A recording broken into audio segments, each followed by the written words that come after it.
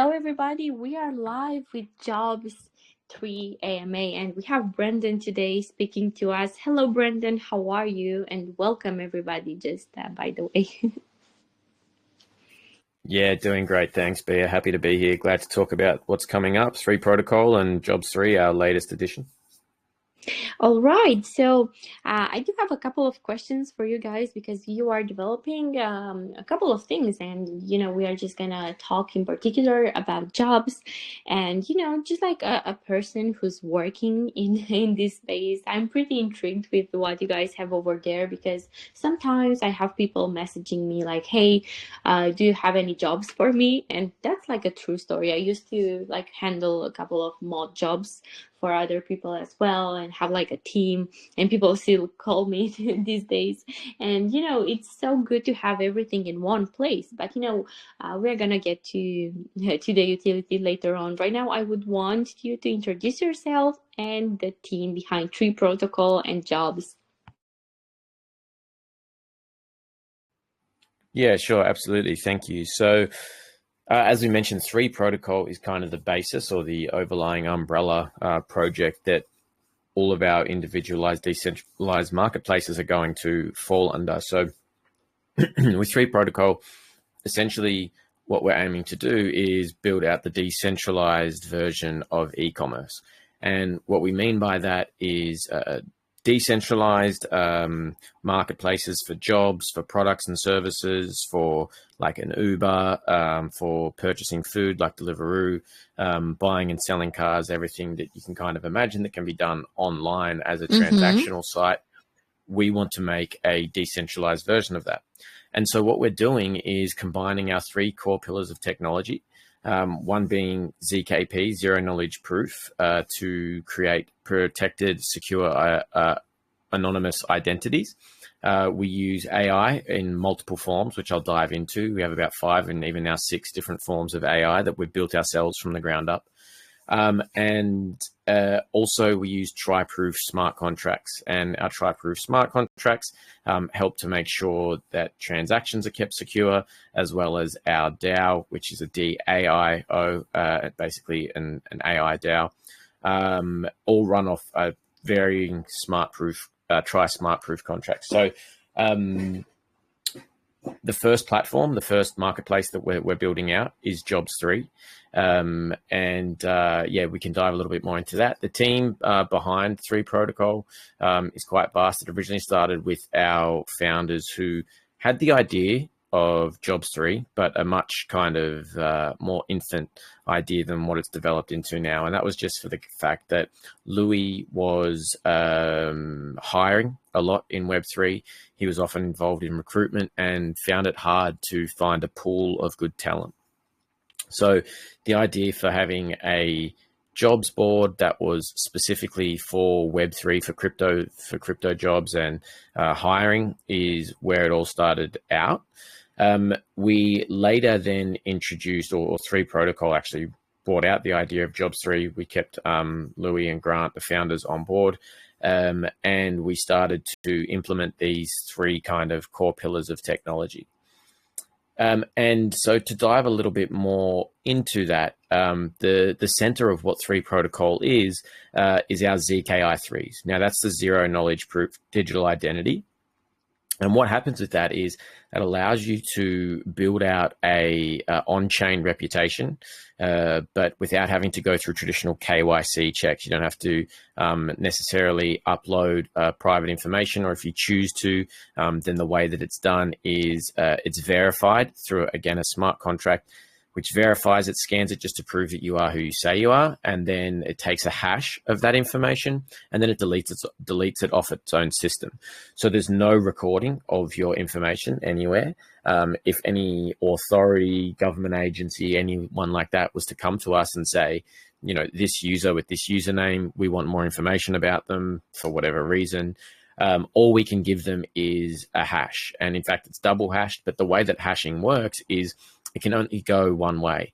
So it's like a one-way valve, right? So if they try to reverse the hash to get any more information out of it, there's nothing that they can see. There's literally nothing. They can't, like, not even not even data that will give them any kind of indication of what that identity is. So it's completely secure in that sense, but it allows people to then have this on-chain reputation, which they can now go out and provide services with.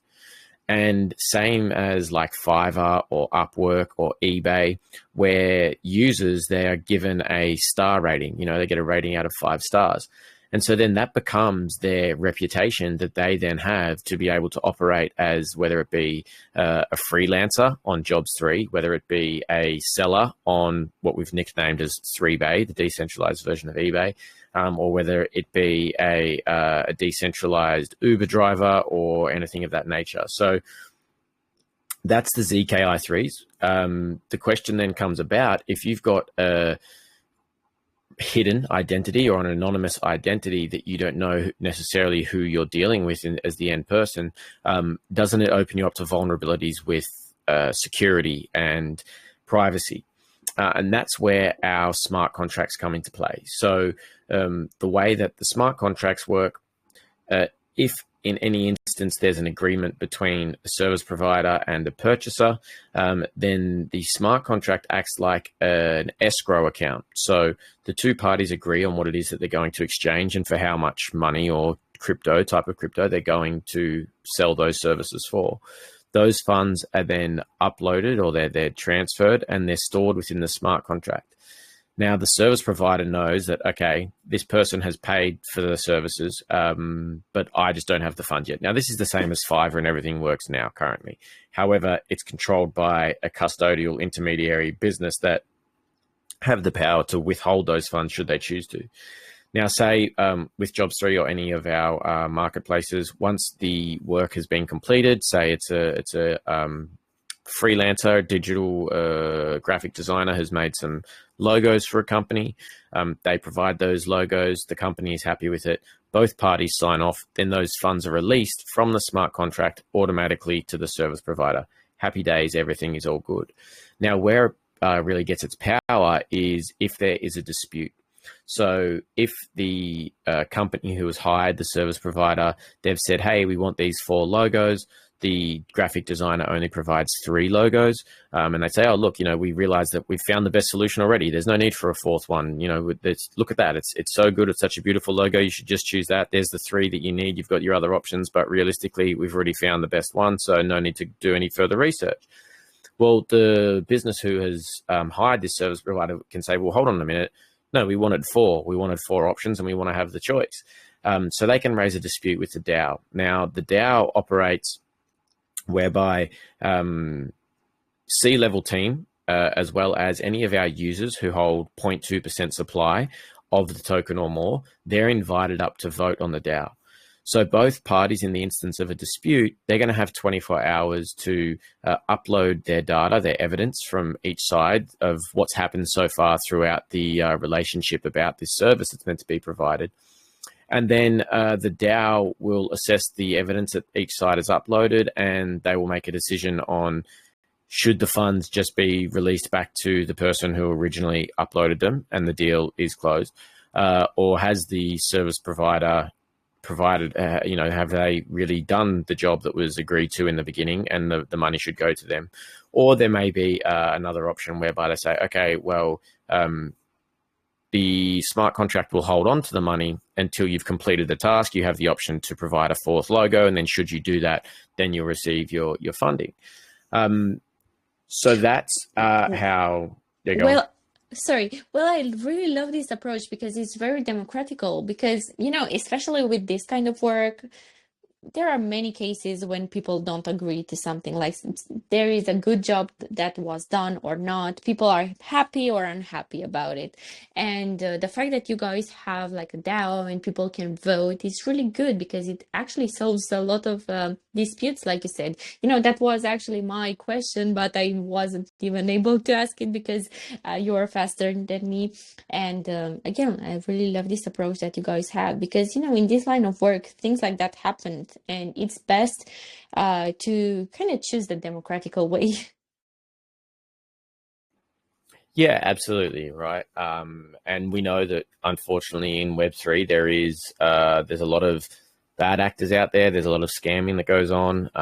You know, it's hard to trust people in this world, and people know that they're just a potential blockchain number or a wallet or whatever, and they can get away with some things. But Exactly. for a marketplace to operate and function properly, and to be fair, and both parties to feel safe, which I think is one of the biggest things with mass adoption into crypto right now, is most people don't feel safe.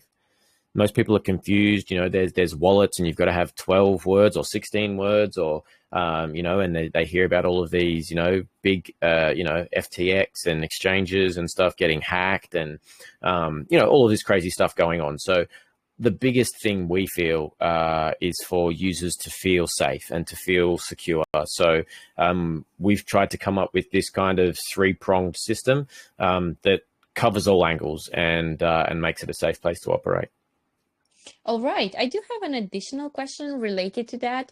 Okay, so besides the star review, okay, let's say um, there is an user, okay, somebody who provides services and he does a really bad job on multiple jobs. Besides the rating, of course, he's gonna get a 1 star. Are you guys gonna have some sort of a system where you kind of um, badge the work or verify the work of somebody's and basically exclude him if he does a really bad work or does not deliver to clients and sort of things? Yeah, so I mean, the rating is going to be the biggest thing in terms of him being able to win any future work. Of course, the DAO is there to protect the users in the instance where they try to quote unquote rip the client off. So there's always that backup in terms of them getting their money back. The only thing that we can look at potentially doing then is, so say this user creates a very bad reputation. Of course, his next option would be to sign up a new account and try to start to build a new reputation. The only thing that we can really do is look at VPN. Look at IP address blocking. Of course, you've got the hurdle of VPN. So there's things that we're looking at the moment on the back end to potentially try to help with. We don't want to exclude people using VPNs, because a lot of people do use VPNs for security anyway. A big part of what we're doing is building for you know, a global economy for third world countries, for countries that don't necessarily have you know, the same freedoms that everybody else does, and they may not have access to traditional kind of, you know, national banks and national identities, and even necessarily direct internet, you know. So we can't exclude VPNs, but we're looking at ways of how we can potentially combat against people trying to create multiple accounts and then obviously go ahead and try to start again. Like any service provider, websites, Fiverr, eBay, etc. It's typically the highest star ratings who win the business. Pretty So much. it will be a big governing factor on your reputation. Once people earn 5 stars and then they can maintain that, that's where most of the service will flow. All right, thank you. I love the fact that you guys are going so much on safety and the safety of the customer and also the safety of the provider. Because, like I said, in the crypto space, it's pretty interesting with jobs on both sides. Like there are people who have done the work and they have not gotten paid, and of course, you guys come up with a solution. And that kind of runs me through the next question. And I want to know if you told us about Fiverr, okay, so there is Fiverr. You guys have some competitors in this, let's say, area. What are you guys bringing to the table that's new, that's innovative, and how you guys are gonna win the old customers from Fiverr and new customers, of course, people who are just traditionally hiring people off Telegram or from other places? Yeah, sure. Great question. So Web2 competitors like Fiverr and eBay, we don't see as direct competitors because they're not a decentralized marketplace. They are a Mm-hmm. Web2 marketplace, but they don't allow people to operate in an anonymous fashion, is one thing. Some countries aren't even allowed to use those sites, and they're not allowed to sell their services on those sites, like they're banned. We want to avoid that and provide a solution for countries whereby they don't have access to such sites. But also, as we touched on briefly earlier, is that Fiverr is an intermediary. They are a custodial business that operate between the service provider and the client. And where we've seen issues with that in the past, Grant, one of our co-founders, he used to run a Web2 marketing business. And he had more than one instance whereby they'd completed works for clients, and the clients were happy, very happy, and they'd signed off on the works. And still Fiverr were holding on to their money for no apparent reason. And they eventually did get it, but it took like 6 months. Now, for what reason, nothing was ever really given. Like, it just didn't make sense. And as I said, it happened multiple times. And you hear that's just one example from someone who was directly in our team. But as we've gone speaking on AMAs and different things around, we've heard multiple stories like this where not just Fiverr, I'm not just trying to point the finger at Fiverr, but there's multiple companies out there that do just hold on to funds. Sometimes they just get lost in the world of funds, and other times they are released later at a time. We had another team member who's on our board who had a large amount of money. He was just transferring money from one business that he owned to another business that he owned, and the bank saw it as a suspicious transaction. And so they froze his account. They locked his account and locked up the funds. And we're talking about hundreds of thousands of dollars here. And it was all legitimate. He was just relocating it from one business to the other business. There was nothing suspicious about it whatsoever. And yeah, he had to go through all of this rigmarole, huge paperwork. What are they called? Judiciaries, and have the funds released and prove who he was and his identity and where he lived and his relationships to this, that, and everything else. And it was crazy. And yeah, that was held for over 3 months. Now, that amount of money held up for that time could ruin a business. Like, that could absolutely collapse a business and bring it down. So having a third party custodial intermediary is a big issue, and it gives the potential for power that in the current world that we live in. You see things that happened in Canada over COVID, and people tried to chip in to help the truckies, and their bank accounts were frozen. And it's crazy, like the amount of kind of tyranny that the powers that be can have over our systems and processes. And so a lot of these competitors that you mentioned, they're in Web 2, and they are in this exact scenario where it's not decentralized. It's not completely on chain. It's not secure. And it's not governed by smart contracts, which takes the personal factor out of it, and it takes the potential for like 3 protocol or JOBS3. We can't just steal everybody's money who's uploaded it onto the platform. You know what I mean? Whereas in theory, on some of these other websites, that exactly could happen. And not to necessarily say that those individual companies might do that, but it opens the door for someone to hack in the back way and potentially do that as well. So by having it governed in an electronic way, by providing anonymous decentralization, is where we differ from the Web 2 competitors. All right. Thank you so much for the explanation. I feel like it's been quite a journey so far, right? With making the product. And also, I do have an additional question on that. Are you guys planning to have an app? Because it's a bit easier for the users rather than a Telegram bot or just a plain website. Yeah, so app will happen down the track. At the moment, it's a project that is continuing to develop. There's still components, like at the moment we're releasing V2, but as we release V2, the developers are jumping straight into V3. So it's important that we get everything. It's important that we get everything running online in a web format first, because app development, not only is app development a kind of whole another kettle of fish, it's a game of its own.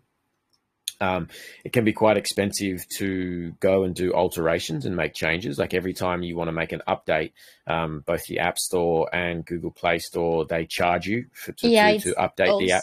Also, it's a bit complicated to get, especially on the App Store. I've seen a lot of apps struggling to do so. Yeah, and especially because of the nature of what we are, being that we're Web3, we're crypto and everything else, like it also brings up a lot of additional hurdles and hoops to jump through for the app stores and everything like that. So at the moment, the safest place is for us to be a web-derived app. But of course, that is definitely on the cards for, there's even, it's like there's versions of Twitter that are available that aren't directly of Twitter. They're like an external developer, and I'm not sure if you've seen those, but yeah, there's varying ways that we need to address the whole app side of things, but it's definitely on the cards for the future. All right. And I kind of want to get into the crypto side of things, and I want to talk about your token and how it's going to be linked to the product. Of course, you said the governance, this program that you guys have with voting, it's of course really good, but I'm interested in finding out more on how is the token connected to, of course, the utility with JOBS3. Yeah, sure, absolutely. So anytime users select to use the 3 token across any of the platforms, so when users engage, whether it's somebody posts a gig or an employer comes along and they want to post a job ad for hiring talent, they will pay small platform fees. If they use 3 for those fees, then they'll receive a discount across the board.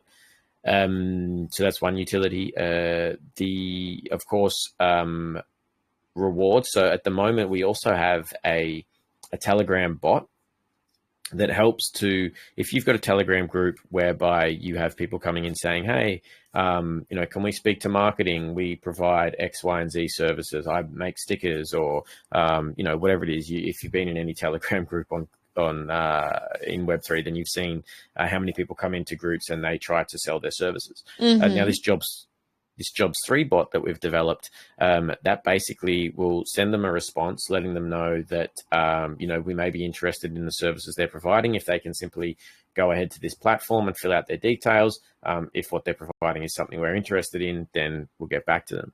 Now that sends them to JOBS3 and they sign up and create a profile. And then down the track, any work that they do or any gigs that they post or anything like that, the owner of that group will receive a percentage up to 20% of all of the fees that they pay, but for the entire life of that person that uses the platform. And so you can imagine, they're small amounts, but they build up over time. And if you've got a lot of friends who are potentially in the freelancer business, then you can create your own referrals. It doesn't have to be through a Telegram bot, but that's just one of the options. But basically, you can start to earn referrals off the platform fees from any of these people that go and sign up through you. So that's another utility that rewards for the tokens. We also have staking is still currently live as well on Unicrypt or UNCX as it's now called. That's got a current APR of just under 60%. I think last time I checked, it was about 58, 59%. So pretty generous terms there for returns. I think there's 2.8 million currently staked. So another utility as well. We were also looking at play to earn and education. A big part of what 3 Protocol is doing is providing platforms for people to move into Web3 and work, live, spend, and everything in Web3. Now, a big part of the whole crypto space is encouraging global mass adoption. Like at the moment, it's still unbelievable. I mean, you probably yourself, B, a lot of us have been in this space for years now, and it's second nature to us, but there's still so many people, like more than 70% of people who don't own any crypto, who just aren't sure about it, who haven't learnt about it. They don't know what it is. It's kind of in the too hard basket. They're scared about it, whatever the case. So a huge part of creating global mass adoption is that we educate people. People need to learn how to work in crypto, how to, what's the lingo? How do I get a wallet? What wallets do I need to have? How do I make transfers safely? How do I do this? How do I do that? So, what's Telegram? Like some people don't use Telegram, Exactly. right? It's like, what's Telegram and what are all these groups and how do I find my way around? So we will be doing a big educational platform. And so we'll be also looking at any developers who can build we want to work towards education that's fun. And so if you look at things that have been really successful, like Duolingo, for anyone who's tried to learn a second language, Duolingo is a really good app that is educational, but you're essentially playing a game, right? You're playing a little cartoon game, you get the questions right, you get fun little rewards, and it's full of dopamine, and it's an enjoyable experience, but you're learning a life skill. And so we want to make education around crypto and Web3 an easy to access kind of fun way to learn. So we'll be looking at rewards in the token for both developers as well as users of those platforms as a way to encourage them to, to get into crypto and to learn about the space. So, yeah, I think I've covered most of that. Yeah, the DAO participation. So anyone who holds 0.2% supply or more, they have the ability to come up and vote in the DAO. And if they do vote in those decisions, then the DAO fees, which are paid by the losing party of any dispute, those fees are then distributed back to the people who voted as well. So there's another little reward in there as well. We just want to make it as a rewarding system to use as possible, and still be fair. So we allocated 10% of tokenomics to staking. However, all of our platform fees that are collected across, JOBS3, whether it be 3Bay, whether it be the Uber Eats version and all of the others, so that we plan to have about 4 or 5 different platforms. Any fees that are collected from there, 40% of those are going directly back into our staking pool. So 10% of tokenomics was allocated to staking up front, but then continually forever for the life of the projects, any fees that we receive, they'll just continue to, 40% of those will continue to go straight back into staking. So that helps to obviously keep our users rewarded for holding onto the token. It's incentive to hold onto the token, and yeah, just makes people grow their passive income. All right. So I just wanted to get back to the educational part. I am I'm such a really big fan of educating people in this crypto matter, because it's really hard to get into the crypto space. Like you said, you don't know what Telegram is, in what groups should you join, or what even a wallet is. It's overwhelming. And as many campaigns are being done, more people are just joining the space, and that's overall better for us, for them, for everybody. And there are so many good opportunities out there, and I love when people and projects want to develop on that side, because at the end of the day, it's really good to have new people coming in, because they are a bit more, let's say, happy to learn. They want to see new things. They will get into staking, into more things, because they want to explore, and that's definitely a market, like a whole new market. And a lot of people who might try the product and might love it. And I was just talking the other days with a new wallet, what that was being developed, and they were going big on education as well, because when people are joining the space, they need to find a wallet. It needs to be user friendly, and that goes back to making things user friendly. And I want to know a bit about how user-friendly you guys are going to be, because, like I said, it's overwhelming. Everything needs to be simplified a bit for those who are just joining up the space. Yeah, perfect. Great question. And that's an ideal segue into AI, to be fair. So that is the kind of third pillar. We've talked about the ZKI3s, and we've talked about the tri-proof smart contracts, but a huge part of 3 protocol as a whole is our AI. Now, as I mentioned before, there is 5 different parts of AI that go into procurement matching AI. And what that means is, for example, it's all prompt based. So if you are looking for well, let's talk in the case of JOBS3. If you're looking for a new general manager for your business, right? You want to hire some new talent, but you've never actually hired a general manager before. Maybe, it's been built from the ground up. You've kind of owned the business and you've brought in people as you need to, but you've never gotten to the size. Now you're scaling. You actually need a general manager, but maybe you've never hired that, so you don't know exactly what you need your general manager to do. Relative to industry standards. So you can ask the AI to help you with writing a job description. And based on the prompts, not only will it write you a job description of what a typical general manager will do, but you can also have them align with your company, with your values, with where it is that you want to go in 12 months, where it is you want to be in 5 years. And you kind of put these prompts into the AI and say, we want a general manager that's going to, meet this criteria and give it some rules to play with. And so then it helps you write a job description for that. Now, your job ad goes out. Anyone who's done recruitment before will really appreciate this. But when you get a response to a job ad, you typically will have hundreds of applications come through. Now, depending on the popularity of a job ad, it might range from 50 applications to literally up to 1,000, right? Now, anyone who has worked in HR knows that recruitment will literally take days, like weeks, to go through all of those applications. Exactly. And shortlist. It's really hard to filter out the ones who are doing a good work and the ones who are not. And of course, that sums up to the expectations that you have. Exactly right. So it literally takes like multiple staff, multiple days, if not weeks, to go through that filtering process and to say, okay, well, here's our top 20. And from those top 20, we're going to have phone interviews. And then from those 20 phone interviews, we might have 5, face-to-face interviews. Now, what the AI will do, this is a different type of AI. What the AI will do in this instance is it will shortlist your candidates. Not only will it say, okay, here's your top, however many you select, here's your top 20 or 30 or 10 or whatever, but it will also tell you why.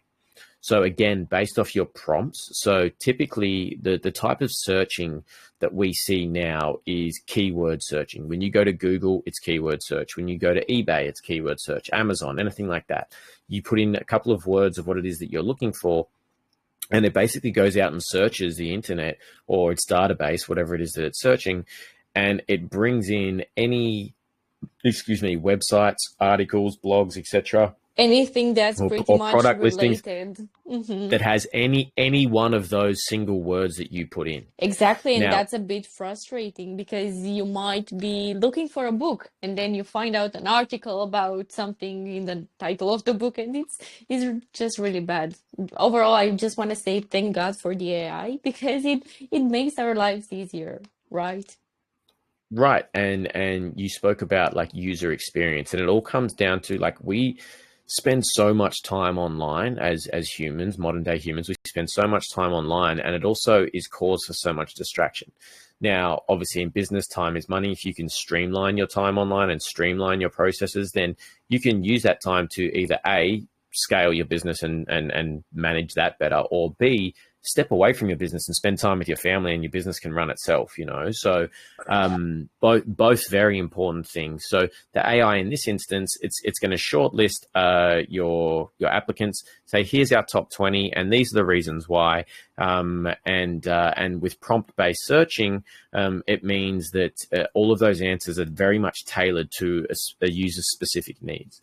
And so that would be the case as well if you were searching for a product on, say, quote unquote 3Bay, you wanted a particular drill, you might go on there and say, I'm working on a home DIY project and I need to cut my ceramic tiles. Now, if you went and searched for that on Google, you'd get a whole range of nonsense come up. But if you were doing that on 3Bay, then the AI is going to be understand, okay, you're cutting ceramic tiles, you need a diamond tipped grinding blade of 3/4 inch size, and it needs to be, on this type of grinder. So then it can come back to you and educate you on what it is that you're actually looking for, and then provide you the solutions that match only what it is that you need. So again, just reducing people's time online, making it much easier, taking away frustration, and really being an assistant. And so that was the original types of, what we have working in the background of the platform. But then now, just recently, only a couple of weeks ago, we've also released our first AI agent. And so that's Triana. And so she is an assistant who is basically, she's being integrated into JOBS3. She's not completely done there yet, but she will basically be able to, you remember like AI agents aren't exactly new. If you remember back to Word documents a long time ago, there was a little paperclip down in the corner. That was a very, very, very simple version of AI that it wasn't.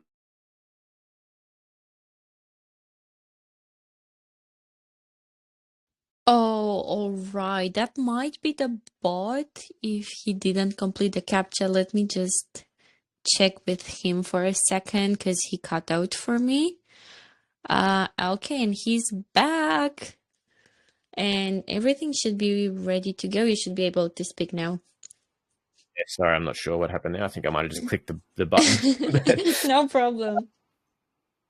Yeah, anyway, so where was I up to?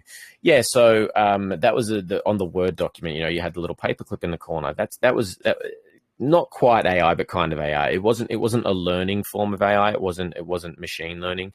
But what it did was it was filled with a bunch of FAQs, like frequently asked questions, and the responses to those. It was basically a digital version of an FAQ page, but it was through this little paperclip, and you could say, I'm having troubles with this, and it would help you out. So with today's AI agent, again, it's more so based off prompting, and I can do a bit of a screen share. How do I do a screen share here? See, the thing is, JOBS3 right now, unfortunately, the developers are working on it, so you can't even actually go onto jobs3.io and play around, which is why I said I'll screen share. But let me just bring this up. Tell me if you can see that. Yeah, it's good. Great. Yeah. So you can see here. So this is JOBS3. I can access this through the backend through the GitHub, but at the moment, yeah. So this is Triana, our AI agent, and so she's very helpful. You can ask her questions. You can either ask her questions through a microphone, or you can type in your questions as well. But she'll basically help you to, whether it's set up a profile, like you might have somebody who's a fantastic developer. They're a full stack developer, great at backend, great at writing code, great at doing all of that, everything technical. But they're not necessarily great at selling themselves. They just don't know how to do it. They may be a little bit shy in that regard. They don't know how to build themselves up. So you can ask Triana, and she can help you to build out a proper resume. To you can basically say, well, this is my experience and this is what I've done with my education, and she can help craft that into basically like a cover letter that sells you as a fantastic potential employee, right? So there's things like that. As you can see, there'll be potential for featured jobs. You can go, and at the moment, so as I mentioned, there's the two sides of JOBS3. So there is the freelancer side, which is like Fiverr or Upwork, where you've got people providing gigs and services. And then V2 is the employee side. So where you're looking more at recruitment, big business, big scale, everything like that. So there's already people that are on here using it, and there's people who are earning referrals. So things are already underway. It's basically, you'll be able to come on. I'd say within the next 24 hours, jobs3.io will be back up. You can create a profile. You can start either posting gigs, posting your services that you can provide, whether it's, you are a graphic designer or you're an AMA host. You can post that you're available as an AMA host, as a speaker. You can post whatever it is that you might do that you can provide a service for, whether it be for a blockchain project or any kind of potential Web2 hiring. Then you can create those profiles and those gigs in here. You can start to build out your reputation so that then you're one of the first trusted people on the platform. That will then, obviously, it's going to be a reputation-based thing. So I hope that answered the question. All right. And because you guys cater not only for Web3 needs, but also for Web2 needs, I would want to know, how are you going to handle the marketing part? Because, usually people just stick to Web3 or Web2 marketing. but I just want to know how you guys plan to kind of get to everybody because you might have a good product. I know that there is a need for this on the market as well, but it's really important how to market it. So let's hear. Yeah, sure, absolutely. So, of course, there's all your traditional forms of marketing in terms of, banner ads, and getting things out of that nature, all of your SEO, whether that be, we have blogs for both Jobs3 and for 3 protocols. So, getting blogs out there is a big way to so that you come up in search functions on Google and things of that nature. But we also at the moment are just about to release our biggest user acquisition program. So what I mean by that is we'll be doing a large reach out across LinkedIn and other platforms of similar nature to encourage both Web3 and Web2 businesses to start using Jobs3. It's much cheaper than traditional career websites, so it's got that aspect to it. Of course, it is more tailored to Web3. So it's going to be a place where, people who are wanting to work in crypto do have that ability to kind of find a pool of gigs and, roles that will suit them within the industry. We, of course, are out doing AMAs, sharing with partners, bits and pieces like that, big on Twitter and everything, social medias. Of course, that's big.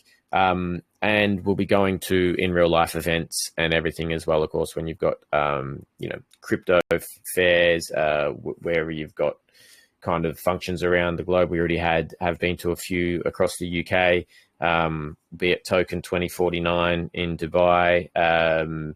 So yeah, there's lots of aspects where we'll just be continuing to get the outreach out there, spread it far and wide, and get as many users on board as possible. All right. And I think we are going to be moving on to the community question in just a bit. But until that, I just want to say one thing. So sign me up. I want to get over there really fast.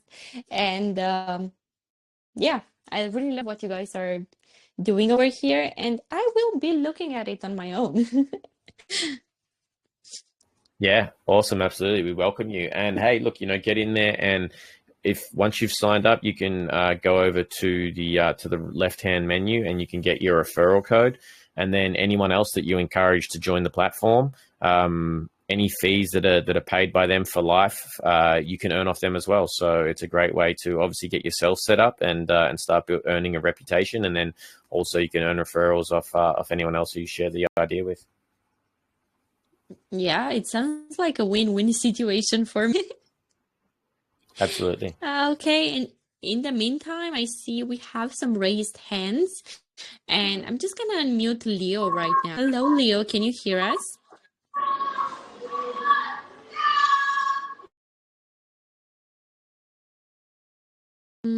Okay, let's see if Leo can hear us. Okay, we are moving on to Ben Carson. Ben, you should be able to speak.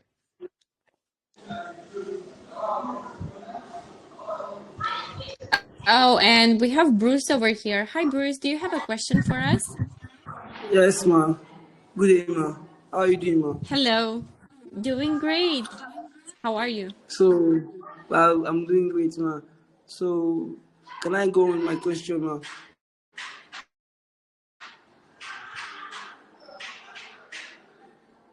Are you hearing me, ma? Yeah, go ahead. Please ask your question. Go ahead. Okay. You talked about KYC verification. So, you said the KYC verification that your information are not going to be saved in the process. So that means in every process by which someone wants to verify his identification, the person have to go over and over again without saving the information. No. You would. Yeah, I understand. You would only do that once when you're setting up your ZKI3. So the ZKI3 is there soon to be released. You can't actually create that exact setup just yet, but once you can, you would only have to do that once, and then that's your identity.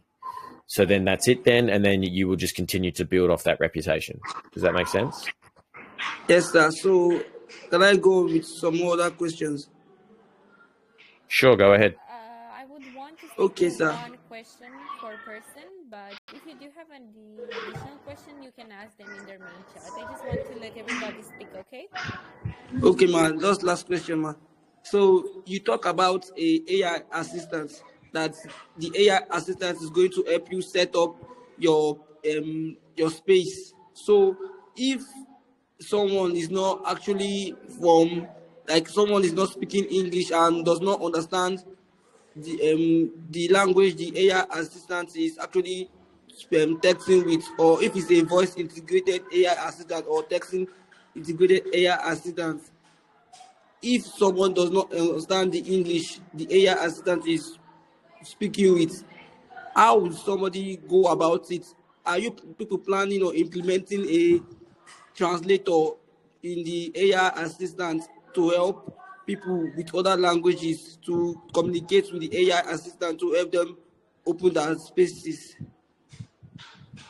Yeah, great question. And yes, we are. So our AI assistants you can ask them a question in, I'm not sure how many languages, but I know that Spanish works. I know that French works. I know that Arabic works. So I know that there's a few there already. I'm not sure exactly how many. But you can, if you speak to her in that language, then she will respond in that language. So yes, that's already integrated. All right, we are moving on to the next person, and we Hello, have guys. King. Hello, guys. Can you hear me? Hey Ben, how you going? Hi Ben, how are you? Can I move on with my question? Yeah, go Yes. ahead. All right. So, we all know that security is the main center of every project. What is the current mechanism of your project's security system? Will it involve self-verification, KYC for every transaction?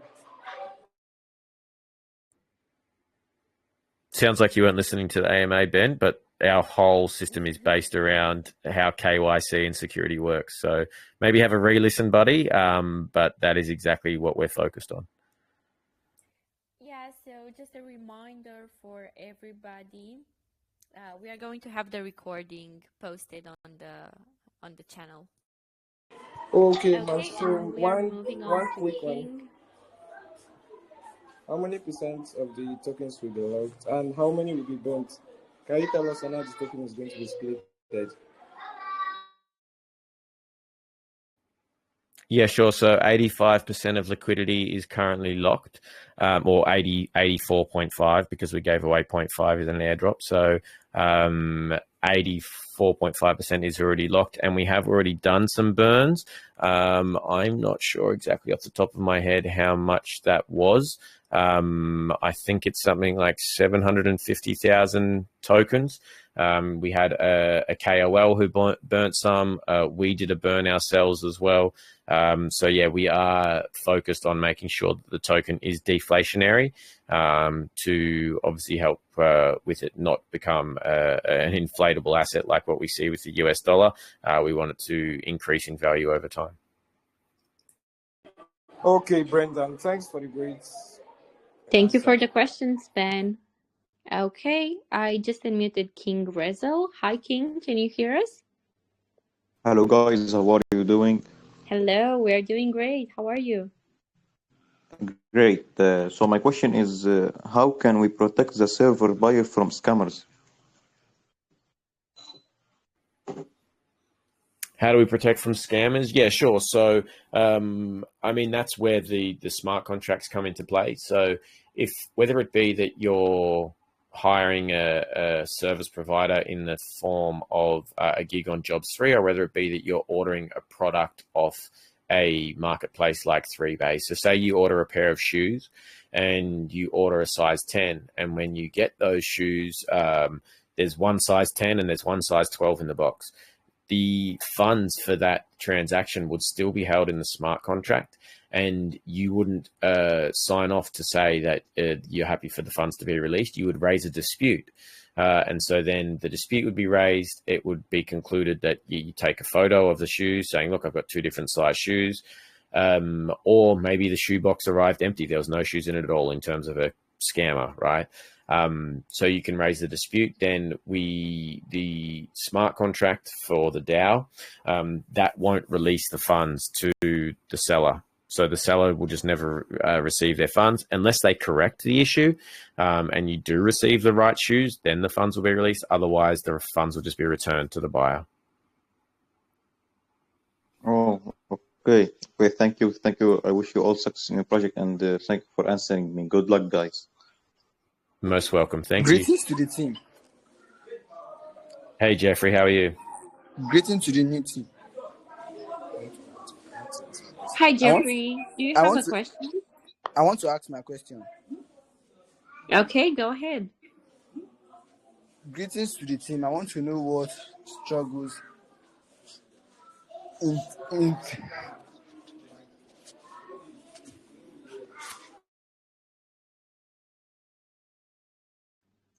Okay, so I didn't really get the question, but I think he wants to know something about the struggles. Sure, struggles we've faced as a project. Yeah, maybe. Yeah, look, so I suppose one thing is always, in my experience anyway, is community, is having a community who understands development takes time, and there's often mishaps. What you set out to like what your plan and you look to achieve is the idea, but things evolve as they go. So maintaining community spirit is always big. You know, we've got some great mods in our community, and we've built those guys up, and they do a great job of, you know, keeping the community entertained and running trivia nights and you know, rewards and competitions and things like that. But yeah, community is a big thing. Also, you know, we've made pivots throughout the way. We had a big focus on 3Pay. 3Pay will be our payment gateway. But one of the feathers of 3Pay is non-KYC crypto debit cards. So users can upload their crypto onto a debit card, MasterCard or Visa, depending where they are in the world, and they can then go and spend their crypto at just a regular store that takes you know, card payments, point of sale cards payments, and they can do it anonymously. Now, we embarked on that journey with third-party providers, and then some of the policies of those card providers changed.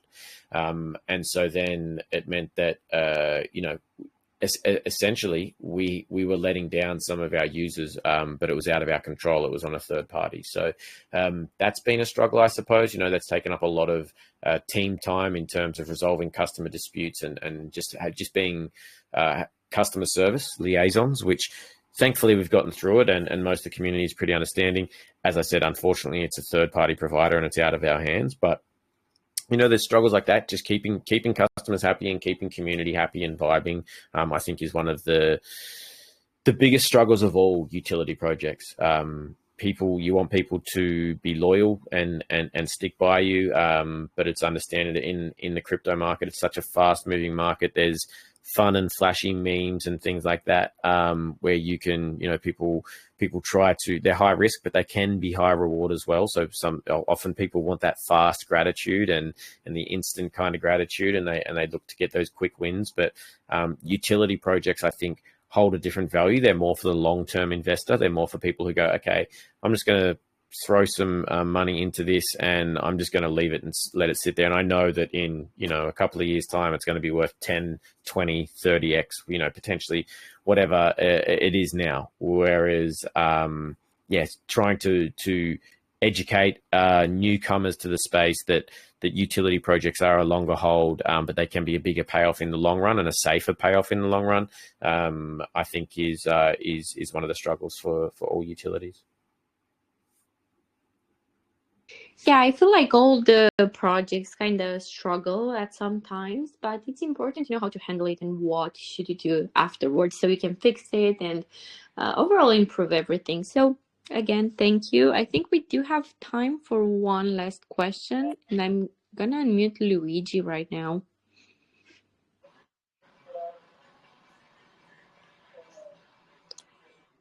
Oh, okay. We have Can you guys somebody. hear me? Oh, hello. Yeah, thank you so much, Bia. Thank you, Brendan. A very great project you guys have. I listen to everything you have to say, and I'm going to ask you a very quick question. If you're ready to answer my question, should I go ahead? Yeah, Um. please do. Okay. Oh yeah, it's a very quick one. I just want to know, is there a way you check the performance tracking of these projects that come to put their ads on your platform? Is there a way you check their performance to be sure that they're actually making good impact? And then also, I would just want you to share, can you share a success story of a freelancer who has used your platform to find work or grow their businesses? Because we know yeah, you provide jobs and you provide job ads and all, but can you just share a success story of someone that has actually used your platform and got a job or something? Yeah, sure. So to answer the first part of that question, in terms of it's up to us to market the platform well, to bring as many eyes and users as we can, so that then people who are posting to find work and to look for gigs and everything like that, that they get the traffic. So that comes down to our marketing efforts, our marketing budget, our strategies with SEO and LinkedIn and everything else like that, to ensure that there are enough eyes coming through it. In terms of direct reviews, in all honesty, I would be going to the ones that are already on the system. I don't know any personally. There are some on the website already, but also bearing in mind that we've only just released version 2. There's still a lot of stuff in development. So in terms of the volume of users, it has been like we haven't done a big marketing push as of yet. That's literally about to start in the next week or two. So the users that have been using it are only those that we've had through our community, because the first release that we did was a beta. So it was just for the community to test on a public level. So we've only had a few users kind of going through there. But I do know that there has been a couple of users already, and I know that some of our partners, MMKK, for example, and some others have already posted stuff on there. But in all honesty, I don't want to make up a story or tell you something bogus. I'd have to do proper research and come back to you in terms of what success stories we have already had. No, that's fine. I'll check out for the reviews, and you have a very great project, and I acknowledge the fact that you're also running the KYC to checkmate this project to avoid scams and all. You have a very good one. Keep up the good work, and thank you so much, Bia, for the opportunity. Thank Thanks, you so buddy. much for the question. And I think this one is going to be the last question because we are wrapping up today's AMA. And congrats, Brendan. You were perfect today. You had such a good presentation. And because I see there are quite some raised hands in here, you guys can go ahead and join their Telegram channel, their group. Like Brendan said, they have amazing mods over there and they can answer all the questions that you guys might have. And just like on the go, I just want to remind you guys to follow them on every social media because that's really important. And again, thank you for coming in today. Yeah, no, most welcome. Absolutely. Any questions that didn't get answered, come across to the 3 Protocol Telegram group, or otherwise as well. We have AMAs. If you're following us on Twitter, then we have spaces most weeks as well. So you can jump on one of those if you want to speak to myself or one of the team. All right, guys, perfect. Have a good day and bye-bye. Thanks, guys. Take care.